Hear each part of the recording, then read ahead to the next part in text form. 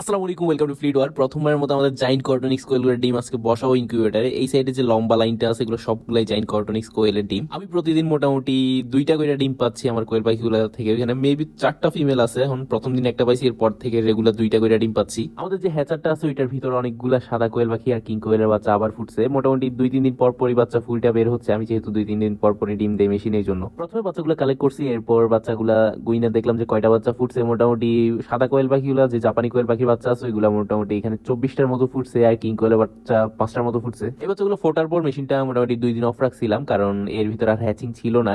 আর hatching নতুন করে আবার শুরু হয়েছে। নতুন করে আজকে হয়তো আরো অল্প কিছু, আবার অল্প কিছু, হয়তো 40টার মতো ডিম আজকে হ্যাচিং এ দিব, এখান থেকেও কিছু বাচ্চা পাবো এরকমই। আর জাইন্ট কর্টনিক্স কোয়েলের ডিমগুলাই প্রথম আমি ইনকিউবেটারে দিচ্ছি, যেহেতু নতুন ডিম, এগুলাতে ব্লাড আসবে কিনা আমি জানি না, বাচ্চার ভ্রূণ আসে কিনা।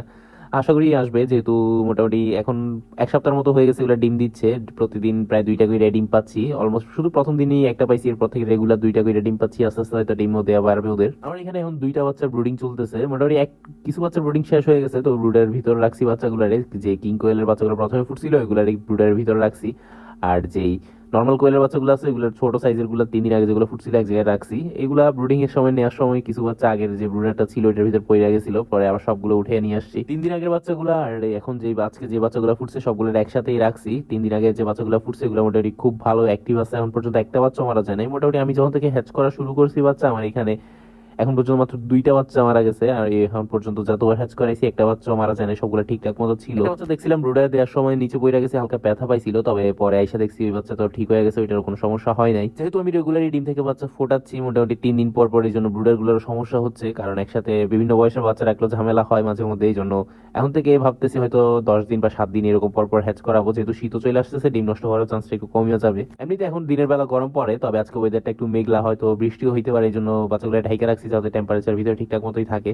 আর এইগুলা হচ্ছে আগের ব্যাচের কিং কোয়েল গুলা, এগুলার বয়স এখন প্রায় 12-13 দিন এরকম হয়ে গেছে। এখানেও 6-7টার মতো নর্মাল কোয়েল আছে, এগুলা যেহেতু ওইগুলা আগেরগুলা থেকে একটু বেশি বড়, ওই জন্য এগুলো আলাদা রাখ। মেশিনটা 2 দিন অফ থাকার পর আবার আজকে হ্যাচিং এর জন্য এই ডিমগুলো নিয়ে আসছি। এখানে মোটামুটি 45টার মতো ডিম আছে, কিছু ক্যান্ডেলিং করছি, ওইগুলা থেকে হয়তো বাচ্চা ফুটবে না, আলাদা যে লাইনটা আছে ওইগুলোর বাচ্চা হয়তো ফুটবে না, তারপরেও মেশিনে দিয়ে রাখতেছি।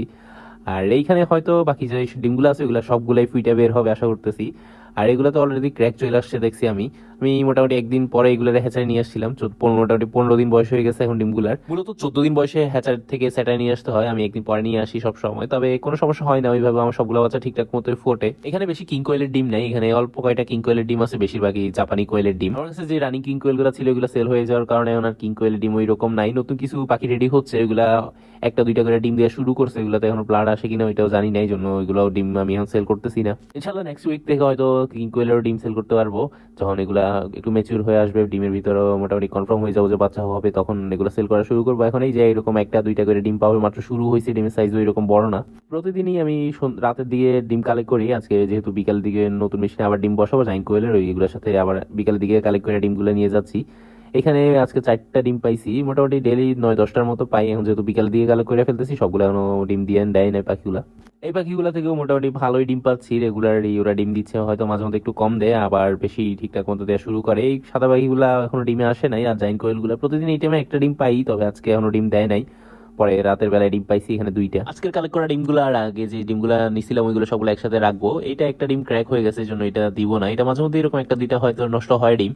এখানে এগুলা মোটামুটি 7-8 দিনের মতো জমানো ডিম, এগুলা হয়তো নষ্ট হবে না, আমি এরকম আগেও জমায় রাখছি, কোনো রকম সমস্যা হয় নাই। এক পাশে যে লাইনটা আছে লম্বা, ওইটার ভিতর সবগুলো জাইন্ট কর্টনিক্স এর ডিম, ওইখানে একটা ডিম হালকা ক্র্যাক আছে, বাকি সবগুলো ঠিকঠাক মতো আছে। দেখা যাক হয়তো 3-4 দিন পর আমি ক্যান্ডেলিং করে দেখবো এগুলোতে ব্লাড আসে কিনা। যদি ব্লাড আসে আমি যে জাইন্ট কর্টনিক্স কোয়েলগুলো আছে ওইগুলো ডিমও সেল করার চেষ্টা করবো। আপনাদের যদি লাগে আমার সাথে ইনবক্সে যোগাযোগ করেন, অথবা এই স্ক্রিনে নাম্বার দেওয়া থাকবে, ওই নাম্বারে হোয়াটসঅ্যাপে যোগাযোগ করতে পারেন। আমাদের যে স্যাটারটা আছে ওইটার ভিতর সবসময় এখন ডিম থাকে অল্প কিছু, এখনো কিছু ডিম আগে দেওয়া আছে, ওইগুলো হয়তো 3-4 দিন 5 দিন পর এগুলো ফোটা শুরু হবে। আর নিচে কিছু দেশি মুরগির ডিমও দেওয়া আছে। যখন মেশিনটা খুলছি মোটামুটি স্ট্যান্ডটা উল্টা ঘুরে ছিল, এই জন্য স্ট্যান্ডটা প্রথমে সোজা করছি, তারপর ডিমগুলা বসাইছি মেশিনের ভিতর। এই মেশিনটাতে যখন থেকে আমি স্যাটার হিসেবে ব্যবহার করতেছি তখন থেকে খুব ভালো রেজাল্ট পাচ্ছি। হ্যাচারিটা হয়তো আমি এখন আলাদা করে ফেলছি, এখন খুব ভালো রেজাল্ট পাই হ্যাচিং এ। এটা স্যাটারের জন্য ভালো, তবে হ্যাচিং এর জন্য ওইরকম ভালো না। আমি হ্যাচিং যতবার এটার ভিতর করাইছি খুব বাজে রেজাল্ট পাইছি, ডিম থেকে বাচ্চা একদমই ফুইটা বের হইতে পারে না। এই মেশিনটার ভিতর আমি 30-40% অথবা 50-60% এইরকম রেজাল্ট পাইতাম। এখন মোটামুটি 90-95% উপরে রেজাল্ট পাই আমি, যেহেতু নতুন একটা হ্যাচার রেডি করছি ওইটার ভিতর। ভিডিওটা ভালো লাগলে চ্যানেলটা সাবস্ক্রাইব করে দিন, লাইক করে দিন। আল্লাহ হাফেজ।